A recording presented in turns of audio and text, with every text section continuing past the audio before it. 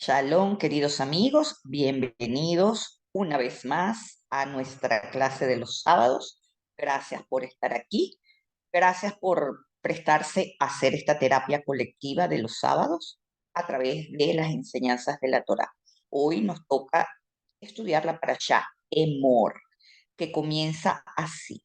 Y habló el Eterno a Moisés, dice, habla a los sacerdotes, o mejor dicho, di a los sacerdotes, los hijos de Aarón, y diles que ninguno de ellos se impurificará por los muertos entre su gente, salvo por los parientes cercanos, su madre, su padre, su hijo, su hija y su hermano.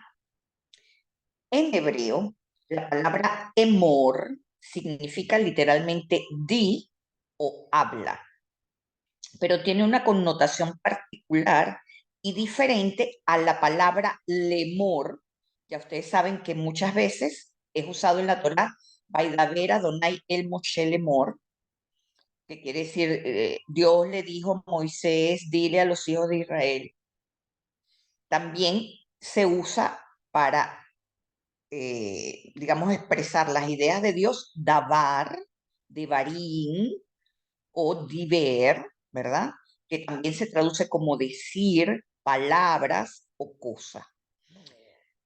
La cosa es que hay que entender cuál es la diferencia y por qué la Torah usa emor en ciertos contextos. Emor es un imperativo en segunda persona, masculino y singular, que quiere decir literalmente es una orden, di, pero con este tono implica una revelación que debe ser transmitida con autoridad, con claridad y de forma inmediata. No es contar una anécdota, no es repetir lo que Dios dijo, no, esto es una orden mía, punto. Cuando la Torá usa lemor, que le antepone la lame a la palabra emor, es para describir unas palabras que Moshe tiene que repetir luego, sin que sea inmediato. Y lemor quiere decir diciendo. La palabra emor implica que quien habla no está simplemente conversando, como es el caso de la palabra lemor. Cuando vemos lemor, es algo que está sucediendo en ese momento y que la persona lo tiene que transmitir después. En emor es una proclamación de algo que debe ser escuchado y obedecido de inmediato. Por eso la Torá la usa cuando Dios o un líder sagrado da instrucciones precisas. En cuanto a dabar, esta palabra significa palabra, cosa o asunto. Un sustantivo, no un verbo. Por ejemplo, eh, una palabra, un asunto, un mensaje. Cuando hablamos de debar, nos referimos a la cosa hablada, al contenido o al tema, pero no es el mandato directo de dir. Diver es en el pasado, hablé, dijo. Entonces, es decir, diver es el verbo raíz, que no es un imperativo como emor. Entonces, la pregunta es, ¿por qué la Torah dice emor y no lemor, dabar y diver? ¿Y por qué la escoge como título? Porque ya ustedes saben que la Torah está inundada de Vaidaber Adonai el Moshe lemor. ¿Por qué escoge el título emor? Nos dicen los sabios que lo que le sigue es una instrucción precisa que debe ser comunicada con claridad, autoridad y ejecutada en el instante. No es un simple contar, conversar, sino transmitir una verdad que no admite dudas. Emor, connotación principal, no admite dudas. Es la voz de la autoridad, es la palabra sagrada que nos guía hacia la vida y nos separa de la impureza. Esto es importante. Nos guía hacia la vida y ya ustedes saben que Dios es vida y la separación de Dios es lo que significa la impureza o la muerte. ¿Okay? Eso es importante.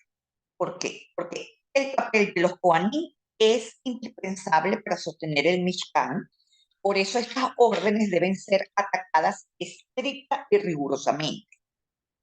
Se trata del intermedio entre el pueblo y Dios, que debe estar en total estado de pulcritud para que la presencia divina pueda permanecer en el recinto sagrado. Ahora fíjense, es interesante que esta connotación de orden aparece casi toda después de la salida de Egipto. Entonces vemos tres fórmulas en cómo Dios se comunica con el pueblo y con Moshe. Y esto nos va a indicar más o menos qué es una orden de Dios, qué es una conversación, qué es una sugerencia, porque cuando nosotros leemos la Torá, eh, muchas veces se toma como que si cuando decimos mitzvot, se traduce como ordenamiento, pero en verdad no es ordenamiento, es enlace. La mitzvot es un enlace, un cable que conecta a el alma con el cuerpo, pero se traduce ordenamiento para que sea cumplido. ¿Ok? Entonces, tenemos tres fórmulas, fíjense. La vemos en Levítico 10:8, habla a Aarón y a sus hijos. Emor, ahí lo tienen señalado, ¿verdad? Aquí aparece ve emor, porque la va siempre quiere decir y habla, y di, que es una forma imperativa. Dios le ordena a Moisés que le transmita una instrucción concreta a Aarón y a sus hijos. Este emor es un mandato claro. ¿Okay? Luego tenemos Levítico 19:1, que dice, habla a toda la congregación de los hijos de Israel. Entonces vean, Bayomer, Hashem, el tetragrama, y luego Lemor. Es la segunda fórmula. ¿Okay? Cuando vemos Hashem y Bayomer y Lemor, entonces estamos hablando de un tono más suave, más misericordioso, más suave, más dulce, por decirlo de una manera, pero es algo sagrado, es algo elevado. ¿Ok? Esto puede ser un mandamiento, una ley, pero que tenemos opción de cumplirla o no cumplirla. ¿Ok? Luego tenemos, es decir, cuando vemos el tetragrama, tenemos libre albedrío. ¿Ok? Luego tenemos otra fórmula. Y habló Dios todas estas palabras. Aquí tenemos, Vaidaber Elohim et kol adebarim. Aquí no es Emor, sino vemos el nombre Elohim que nos habla con un tono de dureza porque está Elohim en la frase. Es decir, no es un mandato de decir, sino presta atención porque te voy a revelar una ley, algo que sí o sí tienes que cumplir, en donde tu libre albedrío no está aquí involucrado, no es dependiente. Aquí tienes que hacerlo, punto. Es una ley universal, vamos a decir. Y luego tenemos, ve a Moisés y dile a los hijos de Israel. Aquí tenemos, Vaidaber Hashem Lemor. Entonces, tenemos que estamos usando el di, Vaidaber, que es en la raíz también de Emor, y tiene tiene el Hashem, ¿verdad? Y tiene el Lemor. Entonces, esta es una instrucción común para dar una transmisión, pero no es un imperativo directo. No es algo que nos obliga a hacer Dios, son los consejos de Dios. Entonces, cuando ustedes ven en un texto que hay la palabra Elohim, nos está hablando de una ley cosmogónica que no depende de nuestro libre albedrío. Y cuando estamos en Emor, es algo que hay que hacer, es imperativo. Cuando vemos a Lemor, Y Elohim, aunque no los dice con suavidad, hay que hacer. Y cuando es el tetragrama y lemor, entonces tenemos la opción, ¿ok? Son tres fórmulas que nos hablan del tipo de orden de sugerencia o el camino que Hashem nos muestra para elevar nuestra chispa divina. Ahora hay algo importante aquí. Emor, tal y como aparece aquí, no se presenta ni una vez en el Génesis ni en el Éxodo. El hecho de que las órdenes directas vengan después de la salida de Egipto tiene una razón de ser. Dios se permite darle órdenes a esta gente después de la salida de Egipto y después de la revelación de las tablas, pues ellos aceptaron ser el pueblo de Dios. Es como si Dios les dijera, ustedes clamaron por mí, ¿quieres ser mi pueblo? Entonces, estas son las condiciones, estas son las órdenes que te doy. Entonces, la Torá nos habla de reglas de la construcción de una nueva sociedad. El asunto es que los hebreos lo pidieron. Es por eso que se impone como emor. Y esto lo vemos en Éxodo 3:9. En Éxodo hay dos referencias sobre este clamor de los hijos de Israel, pero yo agarré una sola para no hacerla tan larga. Fíjense que en Éxodo 3:9 nos dice, ahora el clamor de los hijos de Israel ha llegado hasta mí y he visto cómo los egipcios los oprimen. Antes de este clamor, la comunicación divina con los patriarcas era más revelación, guía o anuncio. Pero después de que Dios responde a el llamado del pacto, establece una especie de relación contractual en la que Dios da órdenes como rey y el pueblo debe escuchar y actuar. Eso explica por qué Emor se vuelve predominante después del Éxodo, al punto que es el título de una porción, porque es el momento en el que se entregan las leyes, los mandamientos, las instrucciones para que el pueblo eh, asuma su papel de ser el pueblo de Dios. ¿Okay? Ahora, si esto está en la Torah, no es por casualidad. Hay algo escondido para nosotros. De hecho, ¿quién es el que no se detiene de decir cosas? ¿Quién es el que no se detiene de imponernos cosas? El subconsciente.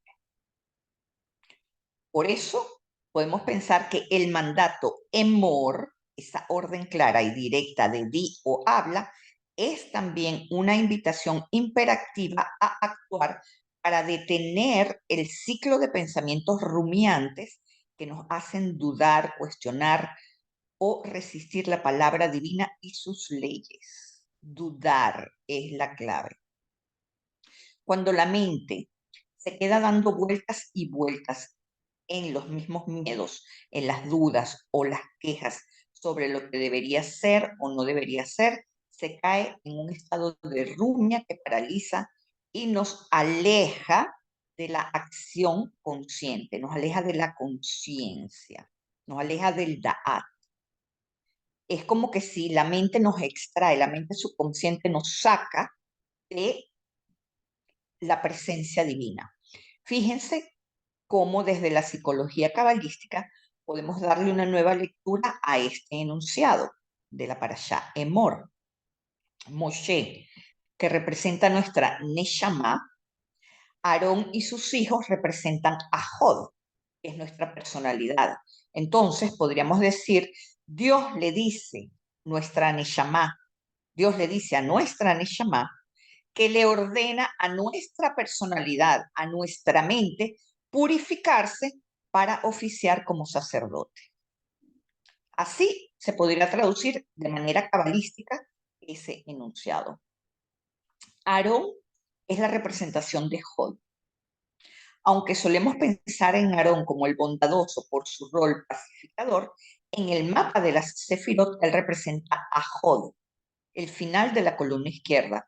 No sé si puedes ponerme por ahí el mapa del árbol de la vida, Dani, que lo pusimos.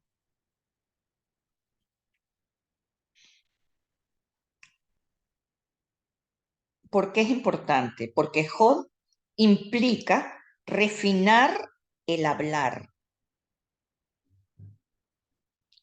Hod representa darle forma a la emoción para poder servir con humildad.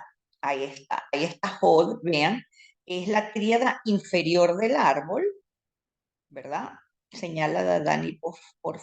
Vean que tenemos la columna derecha, para los que son nuevos en esto, tenemos la columna derecha y la columna izquierda. La tríada inferior, Netzach, Hod y Yesod, representa nuestra personalidad. Es el asiento, ¿verdad?, de lo que nosotros estamos construyendo como estructura para representarnos en el mundo. Por eso es lo que está más cerca de Malkut. Entonces, Hod es el final de la columna izquierda. Y si bien Netzach representa a el lenguaje sagrado, Hod representa al resto de las lenguas. Entonces, se trata de refinar esta habla, este di. Pero refinarlo ¿dónde? Refinarlo también en nuestra mente. Nuestra mente habla, mis amigos. Entonces, ¿por qué esto es poderoso? Porque la columna izquierda sin refinamiento se convierte en crítica, rigurosidad, autocastigo, perfeccionismo, bloqueo emocional, y refinada se transforma en discernimiento, fortaleza interior, claridad para decir no sin culpa, palabras canalizadoras, consoladoras, ¿verdad? Servicio desde el corazón, desde la humildad, sin necesidad de protagonismo. Entonces, la columna izquierda es, en muchos casos, la solución profunda a nuestros mayores conflictos emocionales y espirituales. De hecho, muchas de las veces que los alumnos me consultan es una cuestión de refinar la columna izquierda, porque es ahí en donde donde tenemos mucho que trabajar. La columna izquierda no es mala, al contrario, es poderosa, es necesaria, pero si no la refinamos, se convierte en una fuente de sufrimiento interno, ansiedad, autoexigencia, frustración, celos, culpa, rigidez, control, etc. El lado izquierdo es el lado que quiere hacer todo bien, pero también quiere tener la razón, quiere evitar el caos y no sentir demasiado. Entonces, al hacerlo, bloquea a la energía de vida, que es la conciencia. Y en este sentido, Emor no solo es un mandato externo, sino también un trabajo interno para sanar la mente rumiativa, aceptar el camino espiritual y vivir con integridad. Entonces, vamos a ver, ¿qué son los pensamientos rumiantes? Porque yo realmente ahorita bastante menos, pero yo me acuerdo que yo pasaba noches rumiando en mis pensamientos. Un pensamiento rumiante es como un carrusel que nunca se detiene. Una y otra vez gira sin importar si quieres bajar o subir a otro juego. Así es la rumiación, un ciclo repetitivo donde la mente repite y repite y repite las mismas ideas, las mismas preocupaciones, los mismos recuerdos negativos. ¿Por qué no dije esto? Yo debía haber dicho esto. Sin pausa, sin avance y atrapando nuestro sueño o nuestra tranquilidad. La rumiación a veces no nos deja dormir.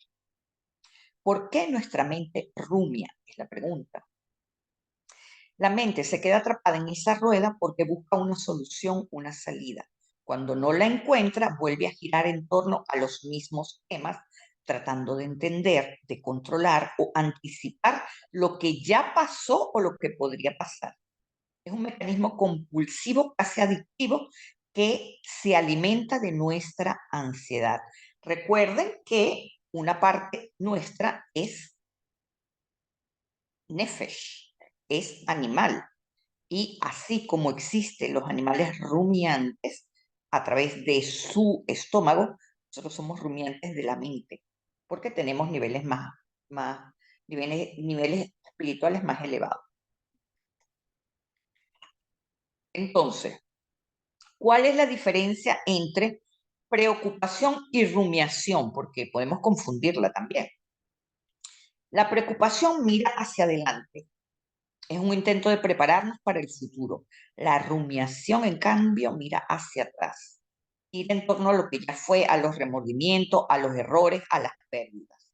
Es un retroceso que no permite ni avanzar ni respirar con libertad.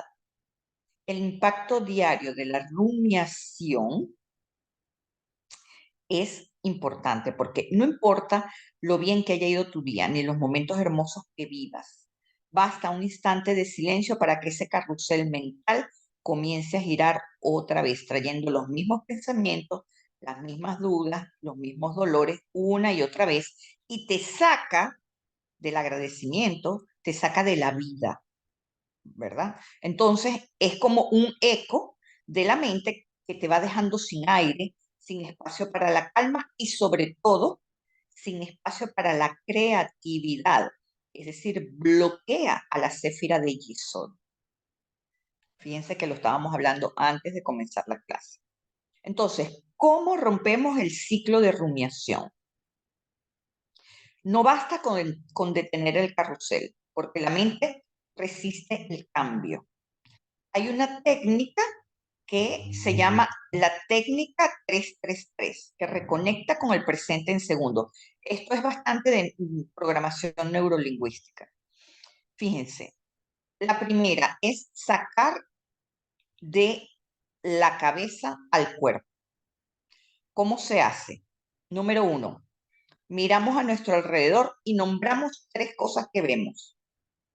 Esto lo van a tener en el PDF, pero bueno, por ejemplo, estoy rumiando, ay, el televisor, la cortina, y ya ahí yo estoy extrayendo, no estoy dejando que el subconsciente juegue conmigo, sino que mi conciencia está tratando de salir del subconsciente. Luego, escucha, silencio, y detecta 3 sonidos que oyes. También eso te va a sacar del subconsciente. Y toca 3 partes del cuerpo. Si han comprado mi libro, han visto que hay una parte que se llama el anclaje. Bueno, 3 partes de nuestro cuerpo para salir también de los pensamientos rumiantes. Pueden mover los dedos, estirarse, tocar la cara, hacer un poco de ejercicio, una posición de yoga, en fin, meterse la mano en el bolsillo. ¿Okay?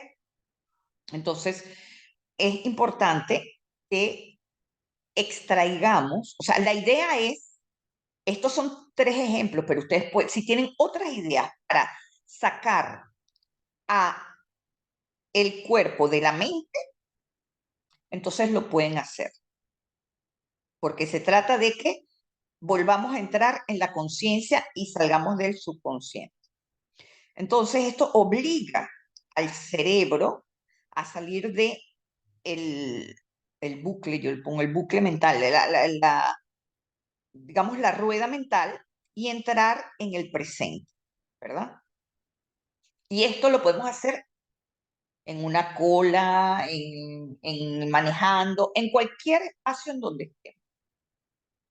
Luego, otra manera de quitarle poder al subconsciente es escribir con la mano no dominante, porque se activa el hemisferio opuesto que nosotros dominamos. ¿Qué hacemos? Entonces tomamos un papel y un lápiz, nada digital, porque lo digital no activa el hemisferio cerebral, sino que escribimos con una mano no dominante.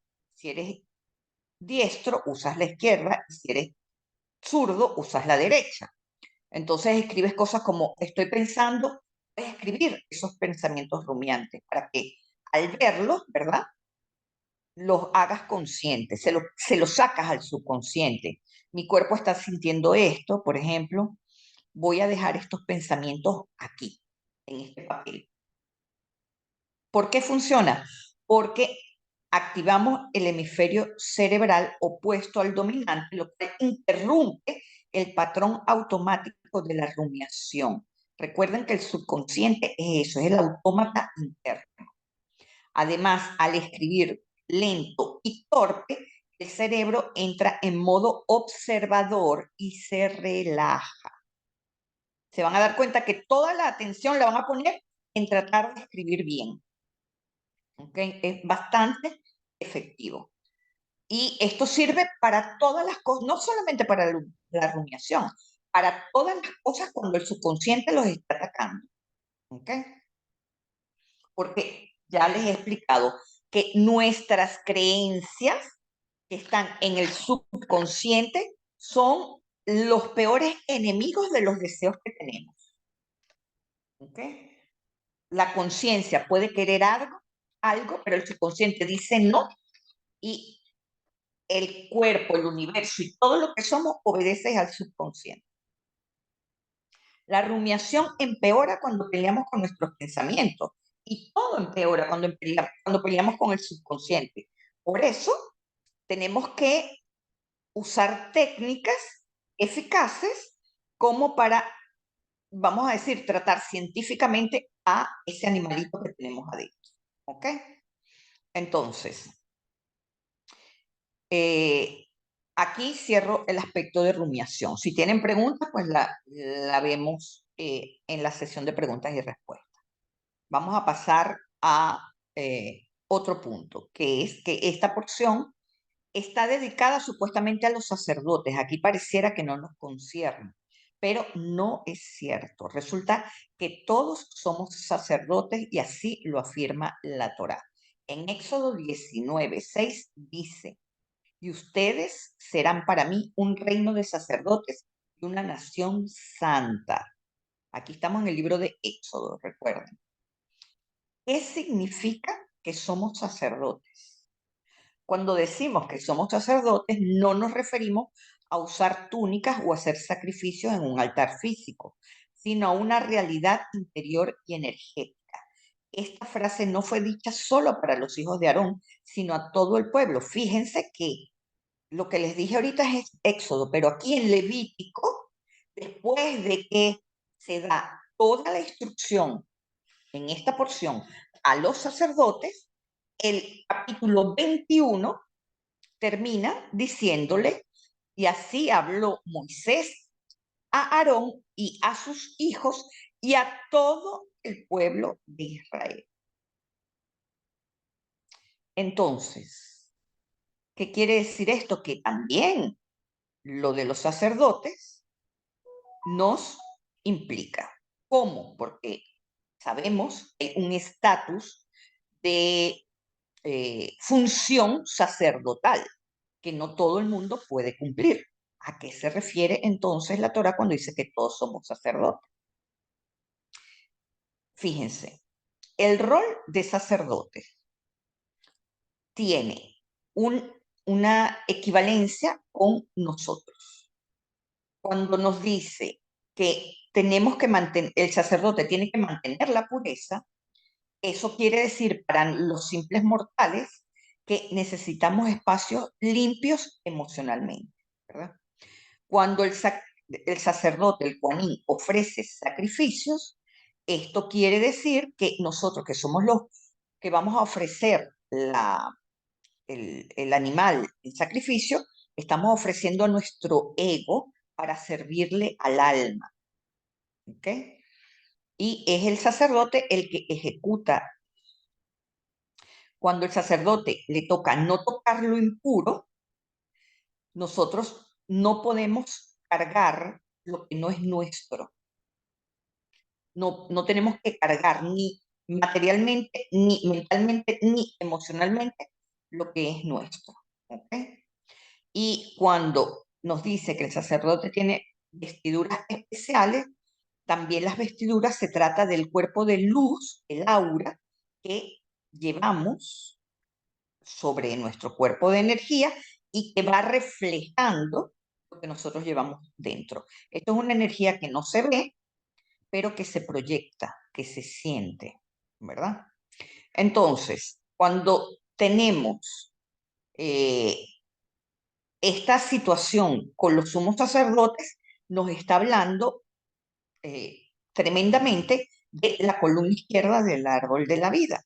Y eso quiere decir que nosotros tenemos la necesidad de poner límites. Como vimos en Emor, el sacerdote no puede acercarse a todos ni tocar todo. Esto no es arrogancia, es conciencia energética. Si cuando un alma despierta no pone límites, se contamina, se drena, se desconecta. Por eso los sabios dicen, el que es compasivo con todos termina siendo cruel consigo mismo. Fíjense. ¿Qué es refinar la columna izquierda? Refinar no es reprimir. Refinar es educar esa energía para que pase del juicio al discernimiento, de la rigidez a una estructura, pero que sea amorosa. ¿Okay? Para la Cábala, ¿qué significa refinar energías? Para la Cábala, todos nacemos con energías brutas, emociones, deseos, pensamientos, que no son malos, pero que están sin pulir. Refinar significa transformar esa energía bruta en luz útil y elevarla. Es como tener un diamante en bruto. Es valioso, pero no brilla. Necesita ser cortado y pulido para revelar su belleza. Si se deja en el estado crudo, tiene menos valor, es solo una piedra más. El trabajo viene cuando se refina ese carbón. ¿Okay? Y así pasa con todos mis amigos. Nuestras emociones crudas, nuestros deseos, nuestros miedos, nuestros enojos, no son vistos por Dios como errores. Son materia prima para el alma. Refinarlos es transformarlos en conciencia, en compasión, en fuerza o en sabiduría. Para eso estamos encarnados, mis amigos. Pero psicológicamente, ¿qué es refinar? En psicología, refinar es cuando tomas una emoción difícil o un impulso automático, una reactividad, te detienes, lo comprendes y lo canalizas para usarlo de forma más sana. Por ejemplo, el enojo, que es una emoción bruta, puede pasar a ser una capacidad de poner límites. A veces, en lugar de poner límites, lo que hacemos es gritar, enojarnos, porque no sabemos hacerlo de otra manera. Cuando lo hacemos de manera refinada, entonces tenemos capacidad de poner límites sin tener que enojarnos. ¿Okay?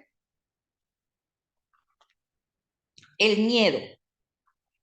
El miedo es la emoción bruta. Si la refinamos, podemos pasar a ser precavidos y a tener sabiduría interior. ¿Qué nos dice el miedo? No te metas por allí, no hagas esto. Eso es precaución, refinado, ¿ok? La envidia. La envidia es una energía bruta. Cuando la refinamos, nos da información sobre lo que nosotros deseamos, que se lo vemos al otro. Pero la envidia es un tema largo de tratar. Pero para que sepan que es información sobre lo que deseamos. Luego tenemos la ansiedad, que es una energía bruta, ¿verdad? Y calma, refinada la ansiedad es calma y reorientación. Es, me calmo, que por qué me está produciendo esto ansiedad, qué es lo que tengo que ver. Entonces reorientamos lo que estamos sintiendo. ¿Okay? Luego el control refinado es soltar, flexibilidad, permitir doblarse, porque el control es una estructura excesiva, rigurosa. Cuando soltamos, nos liberamos de cargas. Entonces, es una estructura, pero con flexibilidad. Entonces, ¿cómo podemos aplicar esto a nuestra vida cotidiana? Número 1, siente. No huyas de lo que sientes. Identifícalo. Estoy triste, estoy ansioso, estoy frustrado, etc. Eso es lo primero. Identificar lo que sentimos. Porque la mayoría de las veces lo que hacemos es evadir. Al evadir, ya no hay ningún trabajo que hacer. Al evadir, todo se echa a perder. Porque se esconde. Entonces no puedes refinar nada. Y déjenme decirle que es una pérdida de tiempo, porque eso va a volver a salir y a salir y a salir, porque pide sanación. El alma pide rectificación. Entonces, número 1, identificarlo. Número 2, no juzgarlo. Porque cuando evadimos es porque nos estamos condenando a nosotros mismos. Es malo sentir esto, soy malvada, soy esto, soy lo otro. No, cero juicio. Soy un ser humano que estoy en plena contracción y estoy sintiendo esto. Voy a ver qué es lo que esto me está ocultando.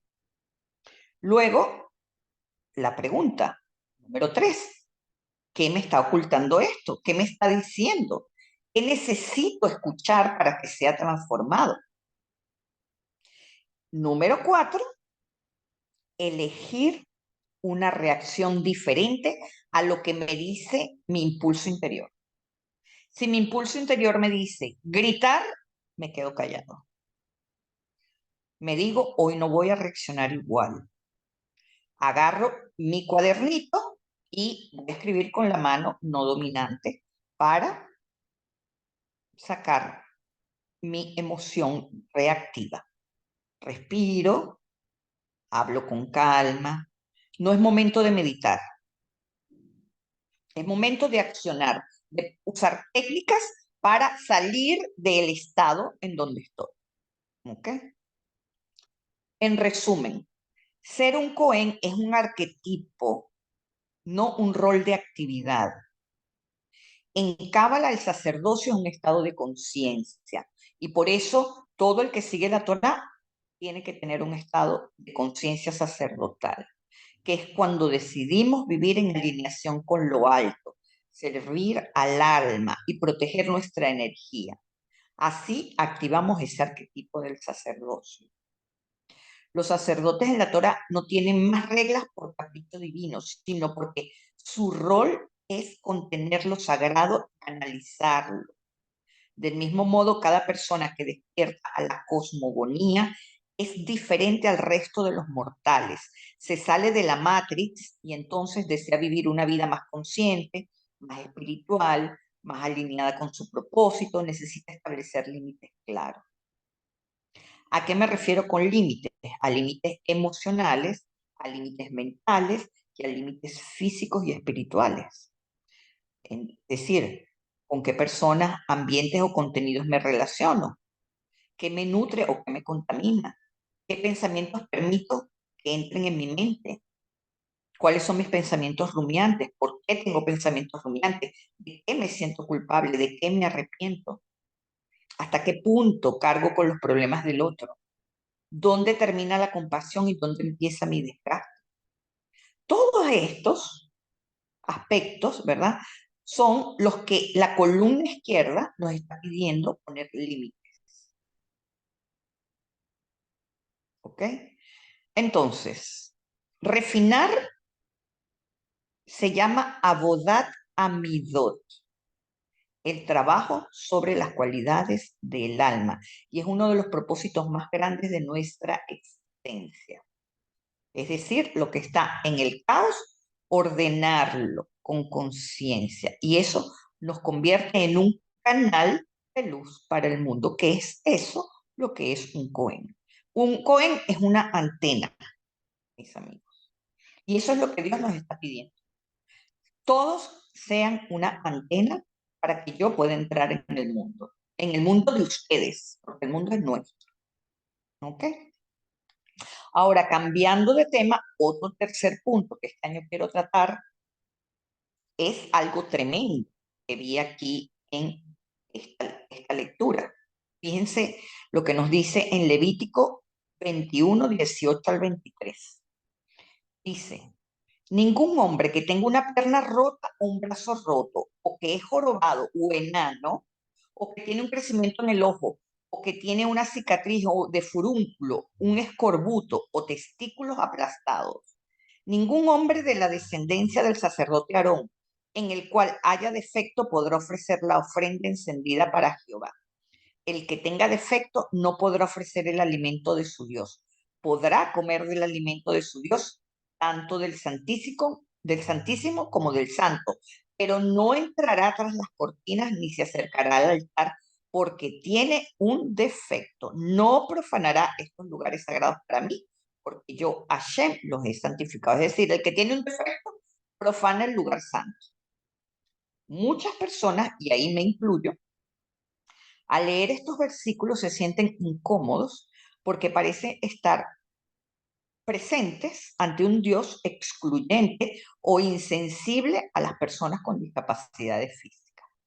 Pero en la Cábala, en la interpretación más profunda de la Torá, esto no se trata de discriminación física, sino de un lenguaje simbólico, de leyes espirituales energéticas y de un modelo para el alma.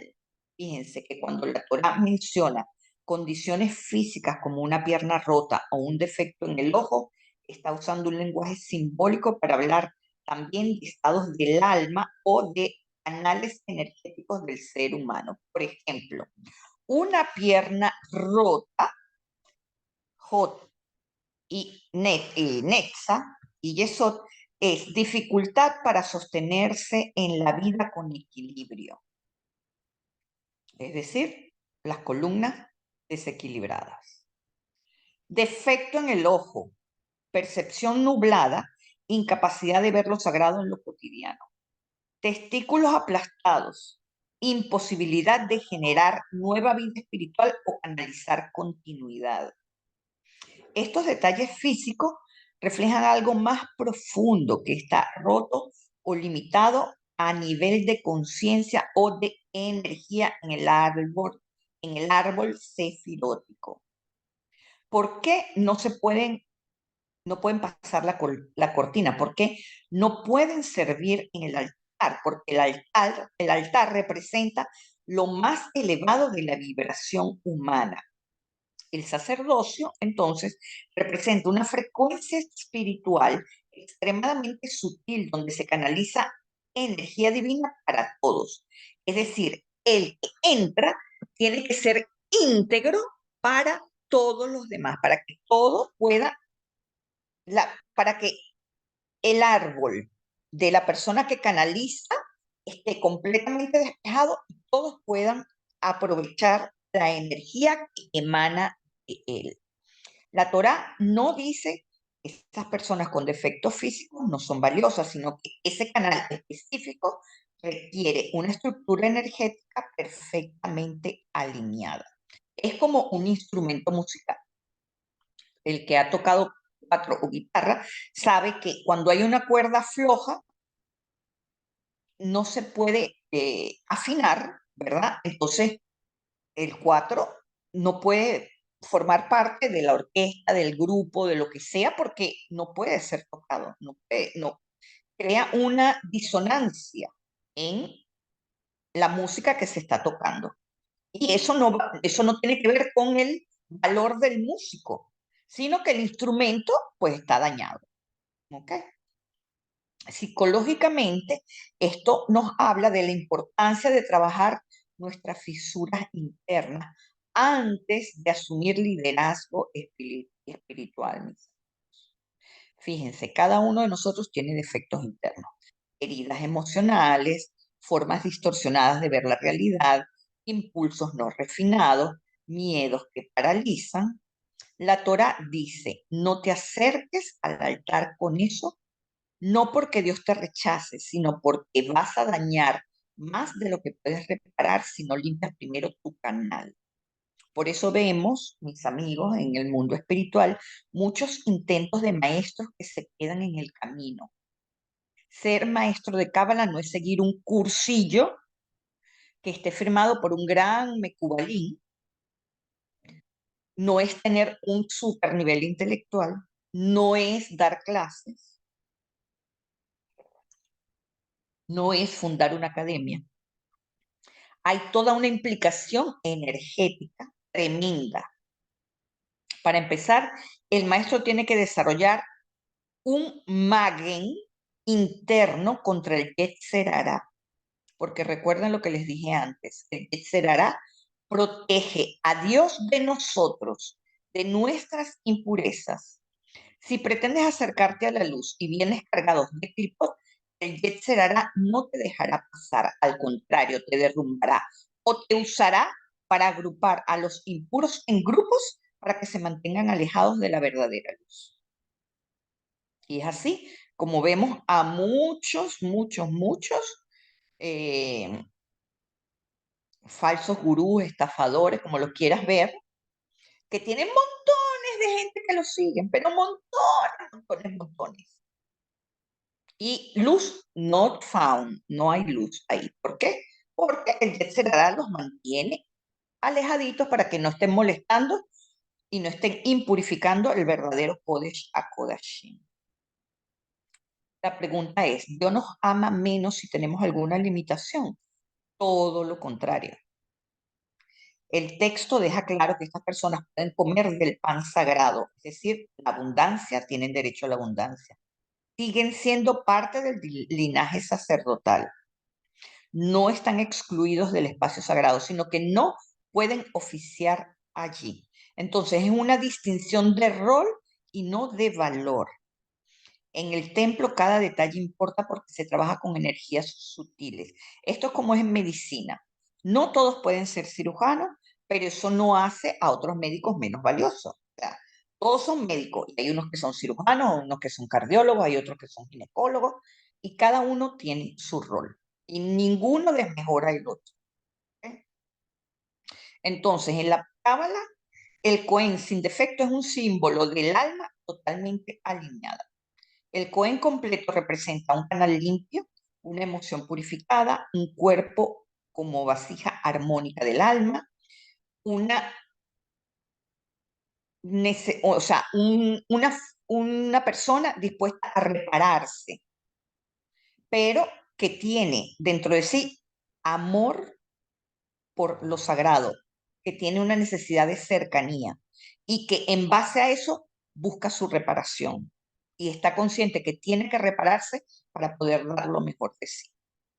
No tiene una intención oculta detrás, ¿verdad? Entonces, lo que lo que tenemos que entender es que Dios no nos excluye a pesar de que tengamos algún defecto, porque los defectos no nos están hablando de defectos físicos, sino son simbologías para ver cómo se trabaja el árbol de la vida. Fíjense, por ejemplo, ya para terminar, vamos a ver cómo podemos reparar los miembros del cuerpo roto. Por ejemplo, la pierna rota es símbolo del alma, es la dificultad para sostenerse espiritualmente, falta de equilibrio entre dar y recibir, es inestabilidad emocional, inseguridad profunda, miedo a avanzar.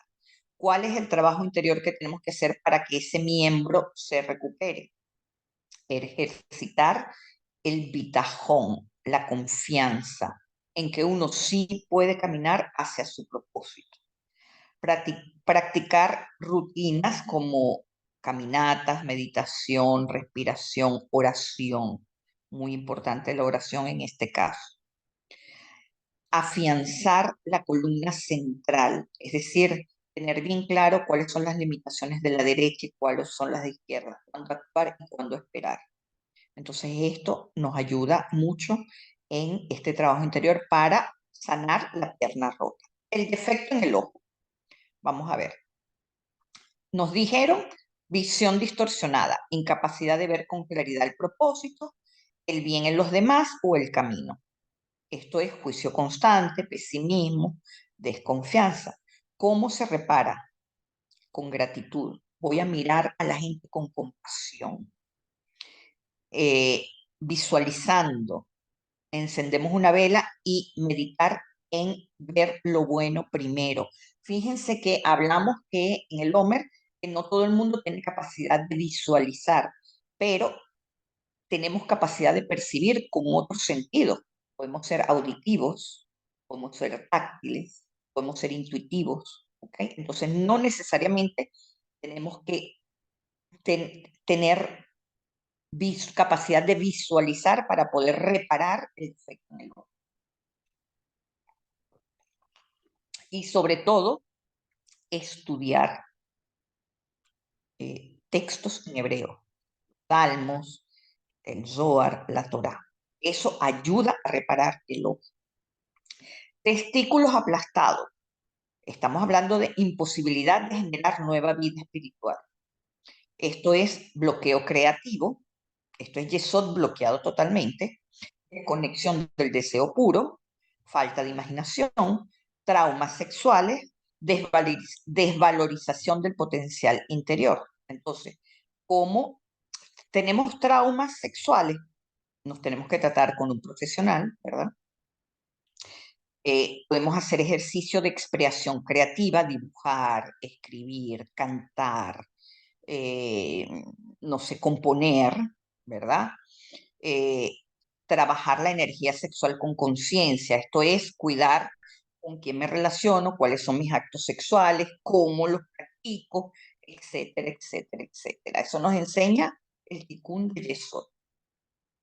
El jorobado, por ejemplo, es una carga emocional no procesada, llevamos un peso en la espalda, es obvio, culpa, vergüenza, lealtades familiares inconscientes. Entonces, las prácticas, ya yo les he enseñado a devolver lo que no nos pertenece. Son los trabajos sistémicos que yo les he enseñado. Pónganse a sus familiares en la espalda y devuélvanle lo que no les corresponde. Estar erguido, caminar erguido, tomar conciencia cuando uno camina agachado, ¿verdad? Escribir cartas de liberación emocional también es un método. Enano. El enano es una sensación de ser insuficiente, pequeño ante el mundo. Esto es baja autoestima, miedo a ocupar espacio, sensación de no valer. ¿Okay?